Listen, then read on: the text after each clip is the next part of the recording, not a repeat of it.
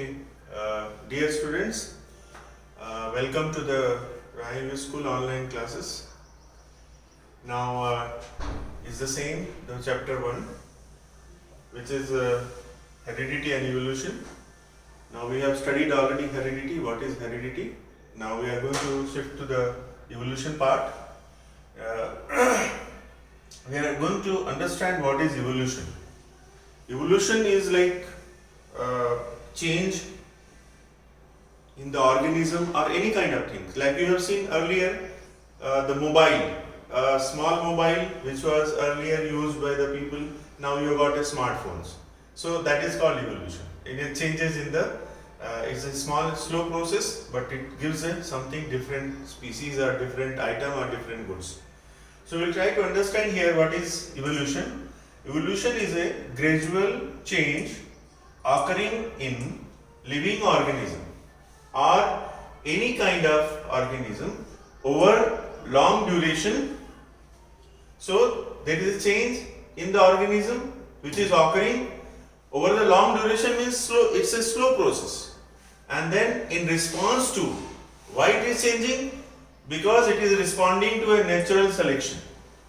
Means a nature, because of nature what requires to go into the further, and that is why the changes is occur which takes a long duration, and this process is called as a evolution. So in simple terms, evolution is a gradual change occurring in living organism over long duration in response to natural selection in various characters and forms a new organism is called evolution. I hope you have understood. Now, if you respond, I will explain to you again. However, we will go to the next step, and this evolution started 3.5 billion earlier. 3.5 billion is equal to 350 crores of years. You remember that? 1 billion is equal to 100 crores. So 3.5 billion is equal to 350 crores year before, when the earth is formed. It has created, it has given a different items or different things which are elements. There are various types of elements. It was present in that time, during that time, and those elements after long time they might have formed inorganic and organic materials. Inorganic materials means metals, and organic materials, of course, it is formed by the metal, but it is formed by the element which is a carbon. So any organic material, it will have a carbon molecule or carbon atom in that. So these are simple inorganic and organic metals or elements, and these two, after a long time, slowly they have formed into the complex nucleic acid protein. Now I hope you have understand what is nucleic acid. The other day when we were discussing heredity, I have explained what is nucleic acid and what is protein synthesis. I hope you remember that. So nucleic acid is a part of nucleus, is a nuclear material or chromatin. So these are the complex nucleic acids and protein which were formed after long time with inorganic and organic material elements. Then after this complex nucleic acid protein, slowly they have gathered in the surrounding, they have developed itself, and the mixture of inorganic and organic compounds or inorganic organisms form, or inorganic and organic, with the inorganic and organic mixture, the first cell was formed. The first cell which has inorganic and organic material which were mixture, and they were also complex. See, these nucleic acid protein was synthesized in the cell, but nucleic acid is found in nucleus. So these two things were there in the first cell. Now after long time and slowly these first cells, they gathered together, they grew together, and they formed a growth of a different cell using surrounding. So whatever available in the surrounding, in that but around the cell, they formed and the first living organism was evolved. So I hope you have understand. Now you see the first, I am going to repeat it again. Around 3 billion years ago, when the earth was formed, there were simple elements were present in the earth which were in the water, either in the soil or in the water. Now these elements, after a long time, slowly they turn into and they formed, these elements were inorganic, and after some time they were formed organic material like having carbon atom.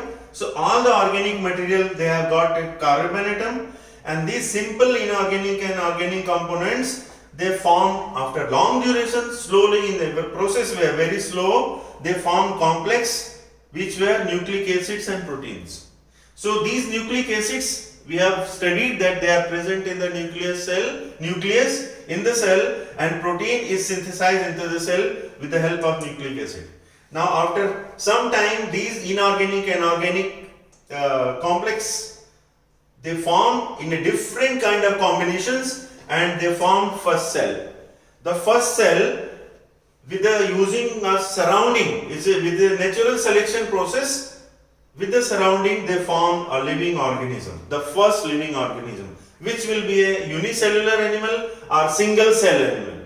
So this is all single cellular, means unicellular animal. It is also known as unicellular animal, and unicellular animal in a very slow process, it took long time, and that is about 300 crores of years. After 300 crores of years, or maybe you can say 3 billion years ago, they made a multicellular animal, and these are the complex animals. These are the complex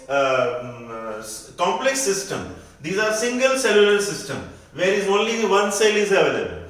Now after bringing different cells together, they form tissues, then these tissues they form organs, and slowly from one cell, like amoeba, this is an animal cell which is amoeba, they turn into a well which is a giant well found in the sea.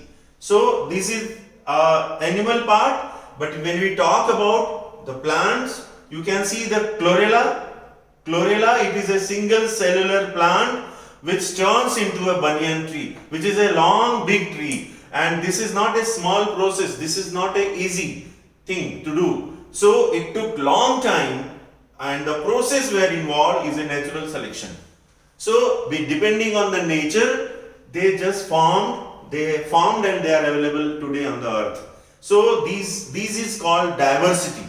So this is a biodiversity because it's a biological organism, and biological organism, there are two different organisms, animals and plants. Now you know what is animal and what is plant, so I don't have to explain that particular part.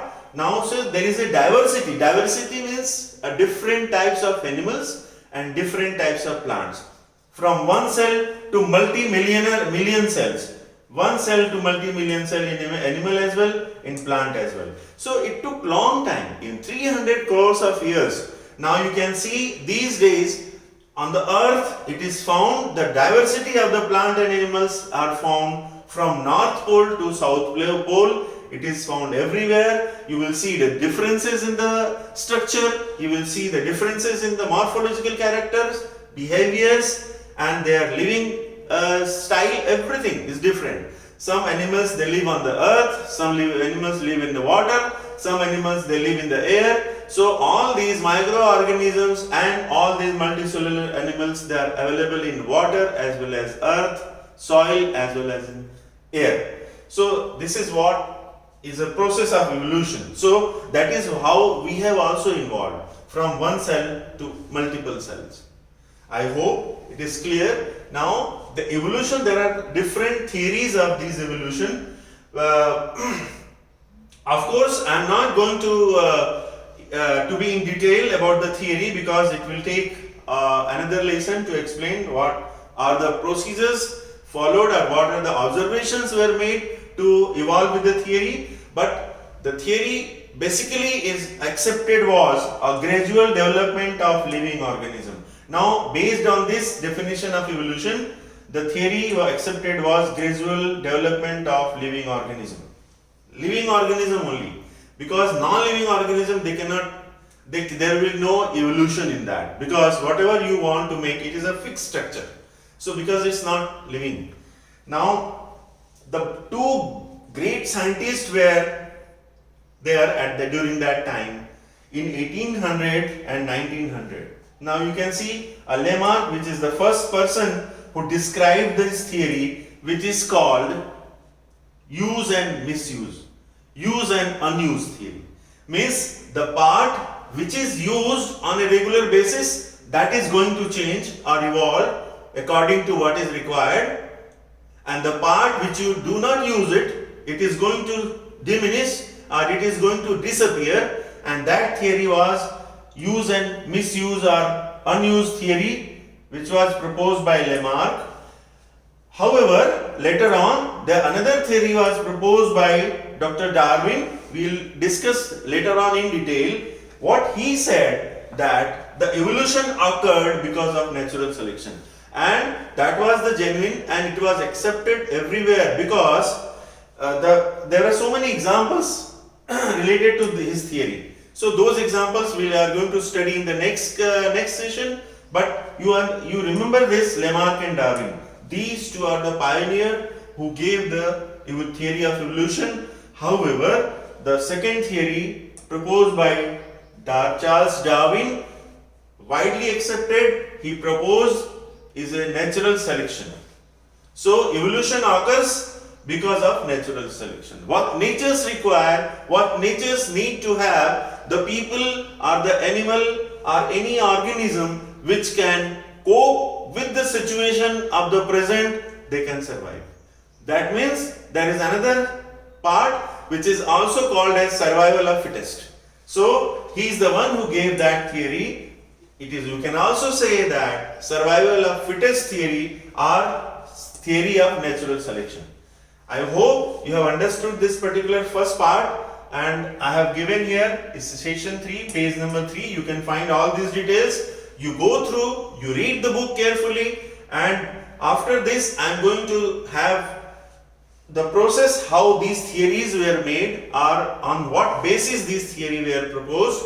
But I would request you to just read those pages or read those lessons from the book, so that it will be easy for you to understand, and it will be easy for you also to form your own answer instead of getting all copied from different places. Okay, I hope you have enjoyed the class. Thank you very much, and I will meet you in the next session. Thanks.